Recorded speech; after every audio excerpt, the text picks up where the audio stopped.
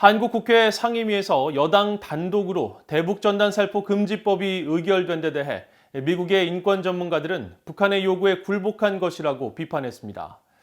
또 인권이라는 중요한 가치에 대한 논의 없이 한국과 북한의 진정한 화해는 있을 수 없다는 지적도 나왔습니다. 첫 소식 김영교 기자가 보도합니다. 워싱턴의 민간단체 북한자유연합의 수잔 숄티 대표는 한국 국회 외교통일위원회에서 여당인 더불어민주당 단독으로 대북전단 살포 금지법을 의결한 건 끔찍한 일이라며 우려했습니다. 억압받는 북한 주민들을 위해 외부 정보가 닿을 수 있도록 노력을 더 해야 하는데 오히려 한국 국회는 북한의 요구에 굴복했다고 비판했습니다. It's horrible, it's appalling, because the South Korean parliament is doing the bidding of the Kim regime. I mean, this is something that is a demand that Kim Yong-jong made.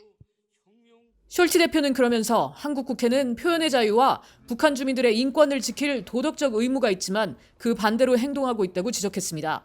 또 남북 접경 지역 주민들이 대북전단 살포로 인해 안전을 위협받기 때문이라는 법안 개정 주장에 대해선 이들의 안전을 위협하는 건 전단을 보내는 인권단체들이 아니라 바로 북한 정권이라면서 접경 지역 주민들의 안전을 인권단체들 탓으로 하는 건 책임을 전가하는 격이라고 말했습니다.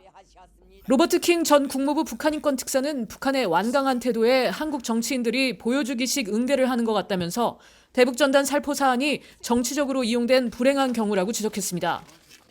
Suddenly, politicians were scrambling to try to come up with a way to improve relations with North Korea.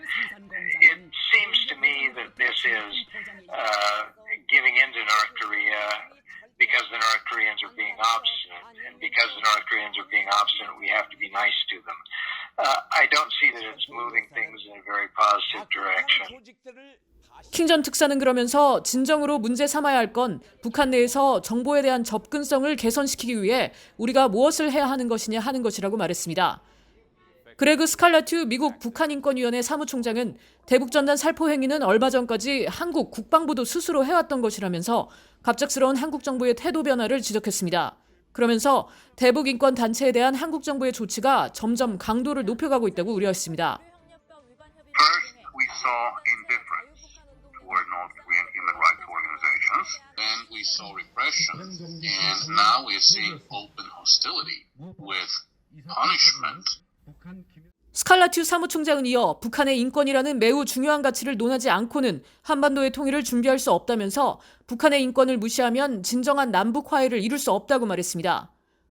한국 국회 외통위에서 처리된 대북전단 살포 금지법은 남북 군사 분계선 일대에서 전단 살포 행위 등을 할 경우 최대 3년 이하 징역 또는 3천만 원 이하의 벌금으로 처벌할 수 있게 하고 있습니다.